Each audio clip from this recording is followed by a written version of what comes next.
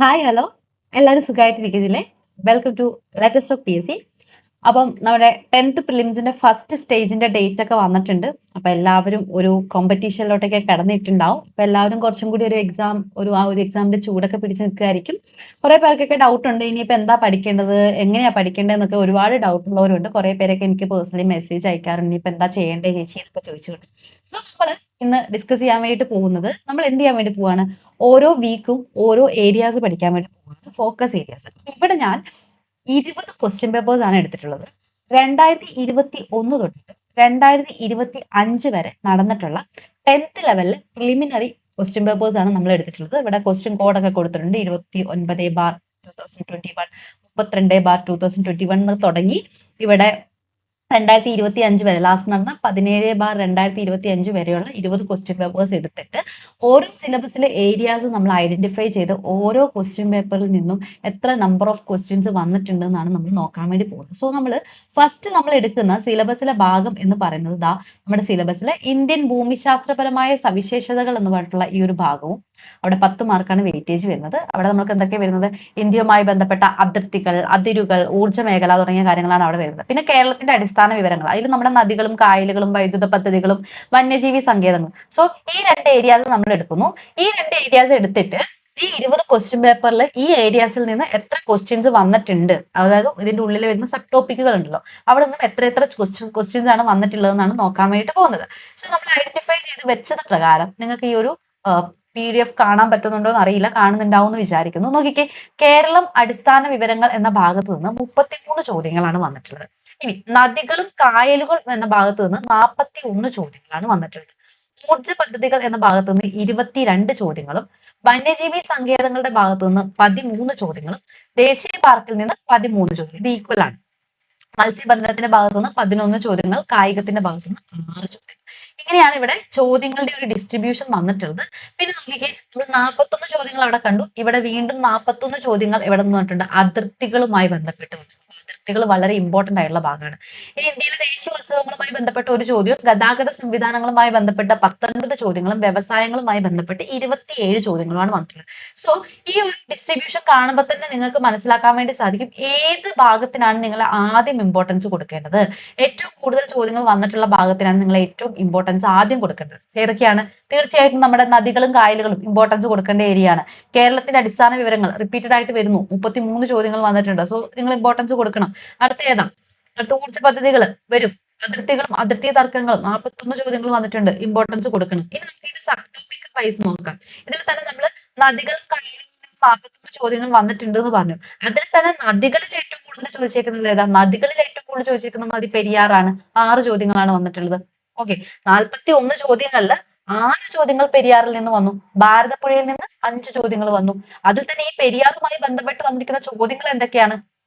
കേരളത്തിലെ ഏറ്റവും നീളം കൂടിയ റിവർ ഏത്, നദീമുഖവുമായി ബന്ധപ്പെട്ട കാര്യങ്ങൾ, നദിയിൽ വരുന്ന പ്രധാനപ്പെട്ട അണക്കെട്ടുകൾ, അതിൽ വരുന്ന ഊർജ്ജ പദ്ധതികളുമായി ബന്ധപ്പെട്ട കാര്യങ്ങളാണ് പെരിയാർ റിവറുമായി ബന്ധപ്പെട്ട് ചോദിച്ചിരിക്കുന്നത്. ഭാരതപ്പുഴ ഇതിന്റെ ഉത്ഭവവുമായി ബന്ധപ്പെട്ട കാര്യങ്ങളും, മാമാങ്കം നടക്കുന്നത്, പോഷക നദികളും, ഇതിന്റെ പോഷക നദികളുമായി ബന്ധപ്പെട്ട കാര്യങ്ങളാണ് ഭാരതപ്പുഴയുടെ സെക്ഷനിൽ ചോദിച്ചിട്ടുള്ളത്.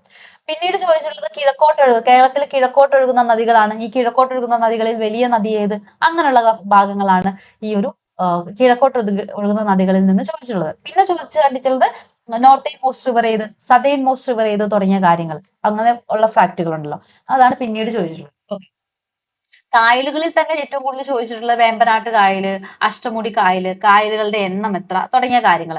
പിന്നെ ശുദ്ധജല തടാകങ്ങളുമായി ബന്ധപ്പെട്ടിട്ട് ചോദ്യം വന്നിട്ടുണ്ട്. ശാസ്താംകോട്ട കായല്, പൂക്കോട് കായല് തുടങ്ങിയ. പിന്നെ ഈ ജില്ലകൾ ബേസ് ചെയ്തിട്ട് ഓരോ ജില്ലയിലും വരുന്ന പ്രധാനപ്പെട്ട കായലുകൾ ഏതാണ്. ഇതൊക്കെയാണ് നദികളും കായലുകളും എന്ന സെക്ഷനിൽ കൂടുതലായിട്ടും ഈ രീതിയിലാണ് ചോദ്യങ്ങൾ വന്നിട്ടുള്ളത്. ഇപ്പൊ നിങ്ങൾക്ക് മനസ്സിലായിട്ടുണ്ടാവും നദികൾ പഠിക്കുമ്പോൾ തന്നെ ഏതൊക്കെ നദികൾക്ക് പ്രാധാന്യം കൊടുക്കണമെന്ന് ഇപ്പൊ നിങ്ങൾക്ക് ഒരു ഐഡിയ കിട്ടിയിട്ടുണ്ടാവും. ഇനി കേരളം അടിസ്ഥാന വിവരങ്ങൾ എന്ന സെക്ഷനിൽ നമുക്ക് ടോട്ടൽ 33 ചോദ്യങ്ങളാണ് വന്നത്. അതിൽ തന്നെ ഏറ്റവും കൂടുതൽ ചോദ്യങ്ങൾ വന്നിട്ടുള്ളത് ജില്ലകളും അതിന്റെ ലാൻഡ്മാർക്കുകളുമായി ബന്ധപ്പെട്ടതാണ്. ഇപ്പൊ എക്സാമ്പിൾ പറയുകയാണെങ്കിൽ ഏറ്റവും വലിയ ജില്ല അല്ലെങ്കിൽ ഇതിന്റെ വിസ്തീർണം, പിന്നെ മറയൂരിലെ സാൻഡൽവുഡ്സുമായി ബന്ധപ്പെട്ട കാര്യങ്ങൾ, ഭരണപരമായിട്ടുള്ള വസ്തുതകളുമായി ബന്ധപ്പെട്ട കാര്യങ്ങൾ. അപ്പൊ ഓരോ ജില്ലകളും അതിന്റെ പ്രധാനപ്പെട്ട ലാൻഡ്മാർക്കുകളും എന്ത് ചെയ്യുക, കൃത്യമായിട്ട് പഠിച്ചു വെക്കുക. പിന്നെ ഭരണവുമായി ബന്ധപ്പെട്ടിട്ടുള്ള കാര്യങ്ങൾ വന്നിട്ടുണ്ട്. ഇപ്പൊ എക്സാമ്പിൾ പറയുകയാണെങ്കിൽ നമ്മുടെ 1956 സംസ്ഥാന രൂപീകരണവുമായി ബന്ധപ്പെട്ടിട്ട് ഓരോ ഫേസസിലും എത്ര ഏതൊക്കെ ജില്ലകളാണ് രൂപീകരിക്കപ്പെട്ടത്, ലോക്സഭാ സീറ്റുകളുടെ എണ്ണങ്ങൾ, നിലവിലെ മന്ത്രിമാർ ആരൊക്കെ, ഓരോ ഇത് തന്നിട്ട് ഇതിലെ മന്ത്രിമാർ ഏതൊക്കെ എന്നുള്ള ചോദ്യങ്ങൾ വന്നിട്ടുണ്ട്. പിന്നെ ചിഹ്നങ്ങളുമായി ബന്ധപ്പെട്ടിട്ടുള്ള ചോദ്യങ്ങൾ, നമ്മുടെ സംസ്ഥാനത്തിലെ പ്രധാനപ്പെട്ട ചിഹ്നങ്ങളുമായി ബന്ധപ്പെട്ട ചോദ്യങ്ങൾ. പിന്നെ വരുന്ന ഒരു പ്രധാനപ്പെട്ട ഭാഗമാണ് മണ്ണ്. കേരളത്തിലെ മണ്ണ്, പ്രത്യേകിച്ച് ലാറ്ററൈറ്റ് മണ്ണുമായി ബന്ധപ്പെട്ടിട്ട് ധാരാളം ചോദ്യങ്ങൾ വന്നിട്ടുണ്ട്. പിന്നെ വിവിധ കൃഷികൾ തന്നിട്ട്, ക്രോപ്സുകൾ തന്നിട്ട് ഇത് ഏത് കൃഷിക്ക് സ്യൂട്ടബിൾ ആയിട്ടുള്ള മണ്ണാണ് എന്ന രീതിയിൽ ചോദ്യം, അതായത് നെൽകൃഷിക്ക് അനുയോജ്യമായിട്ടുള്ള മണ്ണ് ഏത് തുടങ്ങിയ ചോദ്യങ്ങൾ ആ ഒരു സെക്ഷനിൽ വന്നിട്ടുണ്ട്. ദേശീയ പാർക്കുകളിൽ ഏറ്റവും കൂടുതൽ ചോദിച്ചിരിക്കുന്നത് സൈലന്റ് വാലി ദേശീയ പാർക്കാണ് കേട്ടോ. സൈലന്റ് വാലി നാഷണൽ പാർക്കാണ്. ദേശീയ പാർക്ക് എല്ലാം നിങ്ങൾ പഠിക്കുക. നമുക്ക് ഒരുപാട് ദേശീയ പാർക്കുകൾ പഠിക്കാനില്ല, വളരെ കുറച്ച് ദേശീയ പാർക്കുകളെ പഠിക്കാനുള്ളൂ. സോ ദേശീയ പാർക്കുകൾ, കേരളത്തിലെ ദേശീയ പാർക്കുകൾ കൃത്യമായിട്ട് തന്നെ പഠിച്ചു വെക്കുക. പിന്നെ നമുക്ക് ഇതിൽ തന്നെ വന്യജീവി സങ്കേതങ്ങളെയും പക്ഷി സങ്കേതങ്ങളെയും പഠിക്കുക. വന്യജീവി പക്ഷി സങ്കേതങ്ങൾ ഏറ്റവും കൂടുതൽ വന്നിട്ടുള്ളത് തട്ടേക്കാട്, മംഗളവനം ഒക്കെയാണ് കൂടുതൽ ചോദ്യങ്ങളായിട്ട് വന്നിട്ടുള്ളത്. അതുകൂടാതെ പ്രാദേശിക സങ്കേതങ്ങളും ചോദിച്ചിട്ടുണ്ട്, ചിന്നാറ് പറമ്പുകളും ഒക്കെ ചോദിച്ചിട്ടുണ്ട്. പിന്നെ ഊർജ്ജ പദ്ധതികളാണ്. ഊർജ്ജ പദ്ധതികൾ കൃത്യമായിട്ട് പഠിച്ചു വെക്കണം. ജലവൈദ്യുത പദ്ധതികൾ, അതുപോലെ തന്നെ താപനിലയങ്ങൾ. ഇപ്പൊ ജലവൈദ്യുത പദ്ധതികളിൽ പള്ളിവാസല്, ഇടുക്കി, ആർക്ക് ഡാം ഒക്കെ ചോദിച്ചിട്ടുണ്ട്, ശബരിഗിരി ഒക്കെ ചോദിച്ചിട്ടുണ്ട്. പിന്നെ താപനിലയങ്ങളും പുനരുപയോഗ ഊർജ്ജവും, കായംകുളം, നാഫ്ത ഒക്കെ ചോദിക്കാറുള്ളതാണ്. കാറ്റാടി നിലയങ്ങളൊക്കെ ചോദിക്കാറുള്ളതാണ് കേട്ടോ. ഓക്കെ. പിന്നെ ഇന്ത്യൻ ഭൂമിശാസ്ത്രത്തിലോട്ടേക്ക് വരുമ്പോൾ, ഇന്ത്യൻ ഭൂമിശാസ്ത്രം നമുക്കറിയാം, ഇന്ത്യയുടെ ഫിസിക്കൽ ഡിവിഷൻസ് ഒരുപാട് നമുക്ക് പഠിക്കാനുണ്ട്. 6 ഫിസിക്കൽ ഡിവിഷൻസും ഡീറ്റെയിൽ ആയിട്ട് പഠിക്കാനുണ്ട്. അതിൽ നമുക്ക് ഏറ്റവും കൂടുതൽ ചോദ്യങ്ങൾ ചോദിക്കുന്നത് ഹിമാലയവുമായി ബന്ധപ്പെട്ടതാണ്. നോർത്തേൺ മൗണ്ടൻസ്, ഹിമാലയാസും അതും അവിടെ വരുന്ന പ്രധാനപ്പെട്ട കൊടുമുടികളുമായി ബന്ധപ്പെട്ട ചോദ്യമാണ് ഏറ്റവും കൂടുതൽ വന്നിട്ടുള്ളത്.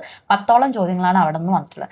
അതുകൂടാതെ അതിർത്തികൾ ചോദിക്കാറുണ്ട്. ഇപ്പൊ ഇന്ത്യയുടെ നോർത്തേൺ മോസ്റ്റ് പോയിന്റ് ഏത്, സദേൺ മോസ്റ്റ് പോയിന്റ് ഏത്, വെസ്റ്റേൺ മോസ്റ്റ് ഏത്, ഈസ്റ്റേൺ മോസ്റ്റ് ഏത്, ഇത് കൂടാതെ അതിർത്തി രാജ്യങ്ങളുമായി ബന്ധപ്പെട്ട കാര്യങ്ങൾ അവിടെ ചോദിക്കാറുണ്ട്. സോ ഇതും കൃത്യമായിട്ട് തന്നെ പഠിച്ചു വെക്കുക.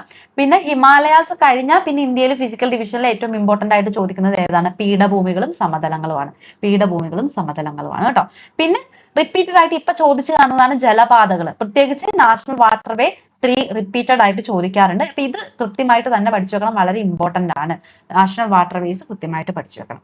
പിന്നെ റെയിൽവേസും ഹൈവേസുമായി ബന്ധപ്പെട്ട ചോദ്യങ്ങളും, ഇരുമ്പ് ഉരുക്ക് ധാതുക്കൾ, ടിസ്കോ, റൂർക്കേല ഒക്കെ ആയിട്ട് ബന്ധപ്പെട്ട കാര്യങ്ങൾ ചോദിച്ച് കാണുന്നുണ്ട്.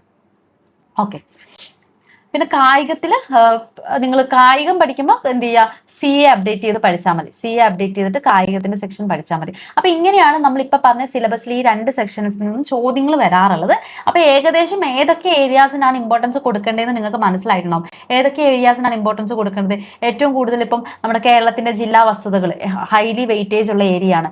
ഇന്ത്യയുടെ ഭൗതിക ഭൂമിശാസ്ത്രം, അതായത് കൊടുമുടികളും നമ്മുടെ ഹിമാലയാസുമായി ബന്ധപ്പെട്ട ഭാഗങ്ങൾ വളരെ ഇമ്പോർട്ടന്റ് ആയിട്ടുള്ള ഒരു ഭാഗമാണ്. ഇമ്പോർട്ടന്റ് ആയിട്ടുള്ള ചോദ്യങ്ങൾ വരുന്ന ഒരു ഭാഗമാണ്. അതിന് നല്ല രീതിയിൽ ഹൈ വെയിറ്റേജ് ഉണ്ട്. ഓക്കെ. പിന്നെ പ്രധാനപ്പെട്ട വ്യവസായ കേന്ദ്രങ്ങൾ ഇമ്പോർട്ടന്റ് ആയിട്ടുള്ള ഒരു ഏരിയ ആണ്.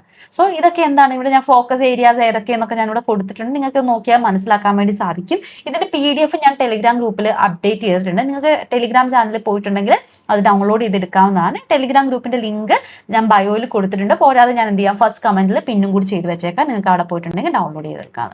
ഇനി ഇതിന് വേണ്ടിയിട്ട് റെഫറൻസിനായിട്ട് നമ്മൾ ഉപയോഗിക്കേണ്ട ചാപ്റ്റേഴ്സ് ആണ് ഇവിടെ കൊടുത്തിരിക്കുന്നത്. ഇവിടെ കൊടുത്തിരിക്കുന്ന ചാപ്റ്റേഴ്സ് ഒക്കെ, ഇതൊക്കെ കൊടുത്തിരിക്കുന്നത് ഇപ്പം ഈ വൈവിധ്യങ്ങളുടെ ഇന്ത്യ എന്നൊക്കെ പറയുന്നത് നമ്മുടെ ഓൾഡ് SCERT ആണ്. ഓൾഡ് SCERT ചാപ്റ്റേഴ്സ് ആണ് ഇവിടെ കൊടുത്തിരിക്കുന്നത്. ഈ ഓൾഡ് SCERT കൂടാതെ നമ്മുടെ പുതിയ SCERT ഉണ്ടല്ലോ, പുതിയ SCERTയിൽ അത്യാവശ്യം ഒരുപാട് കാര്യങ്ങൾ വരുന്നുണ്ട്. ഇപ്പം പുതിയ SCERTയിലെ ക്ലാസ് 9ലെ ചാപ്റ്റേഴ്സ് ഒക്കെ നമ്മുടെ ഈ ഒരു ഇന്ത്യൻ ഭൂമിശാസ്ത്രവുമായി ബന്ധപ്പെട്ടിട്ട് വരുന്നുണ്ട് കേട്ടോ. SCERT 9ലെ 3ാമത്തെ ചാപ്റ്ററും അങ്ങനെ വിശാല സമതല ഭൂവിൽ എന്നൊക്കെ പറഞ്ഞിട്ടുള്ള ചാപ്റ്റേഴ്സ് SCERTയിൽ വരുന്നുണ്ട്. അതുപോലെ തന്നെ പീഠഭൂമിയുമായി ബന്ധപ്പെട്ട ചാപ്റ്റേഴ്സ് വരുന്നുണ്ട്, ലോകത്തിന്റെ നെറുകയിൽ, അങ്ങനെ കുറച്ച് ചാപ്റ്റേഴ്സ് വരുന്നുണ്ട്. അതൊക്കെ എന്ത് ചെയ്യാൻ വേണ്ടി പറ്റും, നിങ്ങൾക്ക് ഈ ഒരു സെക്ഷനിൽ നിങ്ങൾക്ക് പഠിക്കാൻ വേണ്ടിയിട്ട് സാധിക്കുന്നതാണ്. സോ അതൊക്കെയാണ് നിങ്ങൾ അവിടെ റെഫർ ചെയ്യേണ്ടത്. ഇവിടെ നിങ്ങൾ SCERT റെഫർ ചെയ്യുന്നതിന്റെ ഒപ്പം തന്നെ നിങ്ങൾ എന്ത് ചെയ്യുക, SCERTന്റെ കൂടെ ഏതെങ്കിലും ഒരു റാങ്ക് ഫയലും കൂടി ഉപയോഗിക്കുക. അപ്പൊ നിങ്ങൾക്ക് ടോട്ടൽ ഫാക്ട് പ്ലസ് ആ ഒരു കോംബോ നിങ്ങൾക്ക് പ്രോപ്പറായിട്ട് കിട്ടും. അപ്പം നിങ്ങൾ അത് പ്രോപ്പറായിട്ട് SCERTയും അതിൻ്റെ കൂടെ റാങ്ക് ഫയലും വായിച്ച് പോയിട്ട് ഇതുമായി ബന്ധപ്പെട്ട ക്വസ്റ്റ്യൻസും കൂടി പ്രാക്ടീസ് ചെയ്യുകയാണെങ്കിൽ ഈ ഒരു ഏരിയ നിങ്ങൾക്ക് പക്കയായിട്ട് അവിടെ കിട്ടുന്നതാണ്. സോ ഈ രീതിയിലാണ് നമ്മൾ വീക്ക് 1, ഇത് വീക്ക് 1ന്റെ സ്ട്രാറ്റജിയാണ്. വീക്ക് 1ൽ ഈ സിലബസിന്റെ ഈ 2 ഭാഗങ്ങളാണ് നിങ്ങൾ വീക്ക് 1ൽ തീർക്കേണ്ടത്. ഈ സിലബസ് മൊത്തം തീർക്കുക എന്നുള്ളതല്ല, ഇപ്പൊ ഞാൻ പറഞ്ഞിരിക്കുന്ന ഈ ടോപ്പിക്സ് ആദ്യം പഠിച്ച് തീർക്കുക, അതിന് വെയിറ്റേജ് കൊടുത്ത് പഠിച്ച് തീർക്കുക. ബാക്കി വരുന്നത് അവിടെ നിൽക്കട്ടെ, അത് നമുക്ക് എന്ത് ചെയ്യാം, അടുത്ത സെക്ഷനിൽ നമുക്ക് പഠിക്കാൻ വേണ്ടി സാധിക്കും. സോ ഫസ്റ്റ് സെക്ഷനിൽ ഞാൻ ഇമ്പോർട്ടന്റ് എന്ന് പറഞ്ഞ് ഈ ഹൈ വെയിറ്റേജ് ഏരിയ എന്ന് പറഞ്ഞ ഈ ടോപ്പിക്ക് കൃത്യമായിട്ട് പഠിക്കാൻ വേണ്ടി നിങ്ങൾ ശ്രമിക്കുക. ഓക്കെ, അപ്പൊ വീക്ക് 1 നമ്മൾ ഇത് പഠിക്കുന്നു. വീക്ക് 2 ഞാൻ ഇതിന്റെ അടുത്ത സിലബസ്, അടുത്ത സെക്ഷൻ ഓഫ് സിലബസും എടുത്തുകൊണ്ട് വന്നിട്ട് അതുമായി ബന്ധപ്പെട്ട് ഇതുപോലെ ഓരോ ഭാഗത്തു നിന്നും എത്ര ക്വസ്റ്റ്യൻസ് കഴിഞ്ഞ 20 ക്വസ്റ്റ്യൻ പേപ്പറിലായിട്ട് ഓരോ ഭാഗത്തു നിന്നും എത്ര ക്വസ്റ്റ്യൻസ് വന്നിട്ടുണ്ട് എന്ന് നിങ്ങൾക്ക് ഇതുപോലെ വീഡിയോ ആയിട്ട് ചെയ്യുന്നതായിരിക്കും. അതിന്റെ PDF അത് വായിക്കാൻ നിങ്ങൾക്ക് ആവശ്യമായിട്ടുള്ള ടെക്സ്റ്റ് ബുക്ക് ഏതാ, റെഫറൻസ് ഏതാണെന്ന് ഞാൻ നിങ്ങൾക്ക് പറഞ്ഞു തരുന്നതായിരിക്കും. സോ ഈ രീതിയിലാണ് നിങ്ങൾ ഇവിടെ പ്രിപ്പറേഷൻ കൊണ്ടുപോവേണ്ടത്. ഓക്കെ, അപ്പൊ നമുക്ക് ഇതിന്റെ കൂടെ നിങ്ങൾ ചെയ്യേണ്ട ഒരു കാര്യം എന്താണെന്ന് വെച്ചിട്ടുണ്ടെങ്കിൽ, ഇതിൽ നമുക്ക് മാത്സ് ആൻഡ് മെന്റൽ എബിലിറ്റി നിങ്ങളുടെ പ്രിലിംസിലുണ്ടല്ലേ. സോ നിങ്ങൾ GK ഡെയിലി പഠിക്കുന്നു. GK ഡെയിലി പഠിക്കുന്നതിന്റെ കൂടെ തന്നെ ഡെയിലി എന്ത് ചെയ്യുക, മാത്സ് എന്ത് ചെയ്യുക, മാത്സ് ഓരോ ടോപ്പിക് എടുത്ത് വർക്ക്ഔട്ട് ചെയ്യുക. ഇപ്പൊ വീക്ക് 1 നമ്മൾ ജോഗ്രഫിയുടെ സെക്ഷൻ, വീക്ക് 1 നമ്മൾ ജോഗ്രഫിയുടെ സെക്ഷനാണ് പഠിക്കുന്നത്. ജോഗ്രഫി, ഇന്ത്യൻ ജോഗ്രഫിയും കേരള ജോഗ്രഫിയുമാണ് നിങ്ങൾ പഠിക്കുന്നത്. ഇതിന്റെ കൂടെ നിങ്ങൾ മാത്സിന്റെ ഏതെങ്കിലും, ഇപ്പൊ നമുക്ക് നമ്പർ സിസ്റ്റം സ്റ്റാർട്ട് ചെയ്യാം. ഈ ഒരു വീക്കിൽ നിങ്ങൾ എന്ത് ചെയ്യുക, നമ്പർ സിസ്റ്റം പഠിക്കുക. ഓക്കെ, മാത്സിന്റെ ഭാഗത്ത് നിന്ന് നമ്പർ സിസ്റ്റം പഠിക്കുക. നമ്പർ സിസ്റ്റം ഉണ്ട്, അത് കഴിഞ്ഞാൽ നിങ്ങൾക്ക് സിലബസിൽ LCMഉം HCFും പഠിക്കാനുണ്ട്. സോ ഈ 2 സെക്ഷൻസ് നിങ്ങൾ എന്ത് ചെയ്യുക, വീക്ക് 1 പഠിക്കാം. ഓക്കെ, അപ്പൊ ഇത്രയും കാര്യങ്ങളാണ് നിങ്ങൾ വീക്ക് 1 പഠിക്കേണ്ടത്. അപ്പൊ നിങ്ങൾക്ക് ഇതുമായി ബന്ധപ്പെട്ട് ഇനി കൂടുതൽ എന്തെങ്കിലും ഡൗട്ടുകളോ കാര്യങ്ങളോ ഉണ്ടെങ്കിൽ നിങ്ങൾ കമന്റ് ചെയ്താൽ മതി, ഞാൻ റിപ്ലൈ ചെയ്യാം. അപ്പൊ നിങ്ങൾ പ്രോപ്പറായിട്ട് ഇനിയുള്ള ദിവസങ്ങൾ പ്രോപ്പറായി പഠിച്ചു പോവുക. കൃത്യമായിട്ട് നിങ്ങൾക്ക് സമയമുണ്ട്, ഈ സമയം നിങ്ങൾ കൃത്യമായിട്ട് യൂട്ടിലൈസ് ചെയ്യുകയാണെങ്കിൽ നിങ്ങൾക്ക് അത് യൂസ്ഫുൾ ആകും. സോ നിങ്ങൾ പഠിക്കുക. ഇതിന്റെ ബാക്കി അപ്ഡേഷൻസ് ഞാൻ അടുത്ത വീക്കിൽ, അതായത് ഒരു 5 ദിവസം കഴിയുമ്പോൾ ഇതിന്റെ അടുത്ത ക്ലാസ്, അടുത്ത വീക്കിൽ നിങ്ങൾ എന്താ പഠിക്കേണ്ടതെന്നുള്ളത് ഞാൻ അപ്ഡേറ്റ് ചെയ്യുന്നതായിരിക്കും. ഇത് മാത്രമല്ല, ടെലിഗ്രാം ചാനലിൽ ഓരോ ദിവസം നിങ്ങൾ എന്ത് പഠിക്കണം, നിങ്ങൾക്കത് ഫോളോ ചെയ്യാൻ പറ്റുമെങ്കിൽ, അതായത് ടൈം ടേബിൾ തരുന്നതിനോട് ഞാൻ ഒരിക്കലും, നമ്മളെല്ലാവരും നമുക്ക് ഓരോരുത്തരും പഠിക്കുന്ന രീതി ഡിഫറെൻ്റ് ആണ്. സോ നിങ്ങൾ സെൽഫായിട്ട് ടൈം ടേബിൾ ഉണ്ടാക്കുന്നതാണ് എപ്പോഴും ബെസ്റ്റ്. പക്ഷെ അങ്ങനെ സെൽഫായിട്ട് ടൈം ടേബിൾ ഉണ്ടാക്കാൻ അറിയില്ലാത്തവർക്ക് വേണ്ടിയിട്ട് ഞാൻ എന്ത് ചെയ്യുന്നുണ്ട്, ഡെയിലി നിങ്ങൾ എന്ത് പഠിക്കണം എന്നുള്ളതിൻ്റെ ടോപ്പിക്കിൻ്റെ ലിസ്റ്റും കൊടുക്കുന്നുണ്ട്. ആ ടോപ്പിക്ക് പഠിക്കാൻ ആവശ്യമായിട്ടുള്ള റെഫറൻസിന് ഏത് ടെക്സ്റ്റ് ബുക്ക് യൂസ് ചെയ്യണം എന്നുള്ള ലിസ്റ്റും ടെക്സ്റ്റും ഞാൻ ടെലിഗ്രാം ഗ്രൂപ്പിൽ ഡെയിലി അപ്ഡേറ്റ് ചെയ്ത് പോകുന്നുണ്ട്. സോ നിങ്ങൾക്ക് വേണമെങ്കിൽ അത് ആ രീതിയിൽ ഫോളോ ചെയ്യാവുന്നതാണ്. അല്ലെങ്കിൽ നിങ്ങളുടേതായ ഇഷ്ടത്തിന് നിങ്ങൾ എന്ത് ചെയ്യുക, കൃത്യമായിട്ടുള്ള ടോപ്പിക്കുകൾ ഐഡന്റിഫൈ ചെയ്ത് പഠിച്ചു പോവുക. എന്തായാലും കൃത്യമായിട്ട് പഠിച്ചാൽ മതി. ഇനി നമ്മുടെ കയ്യിൽ കുറച്ച് ദിവസങ്ങളുണ്ട്.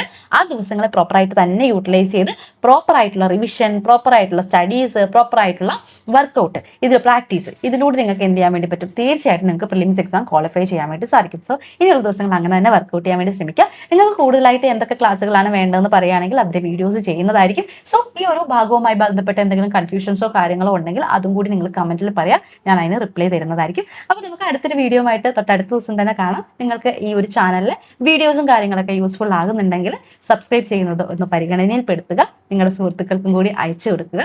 അപ്പോൾ എന്തായാലും നമുക്ക് അടുത്ത വീഡിയോ ആയിട്ട് നമുക്ക് വീണ്ടും കാണാം. താങ്ക്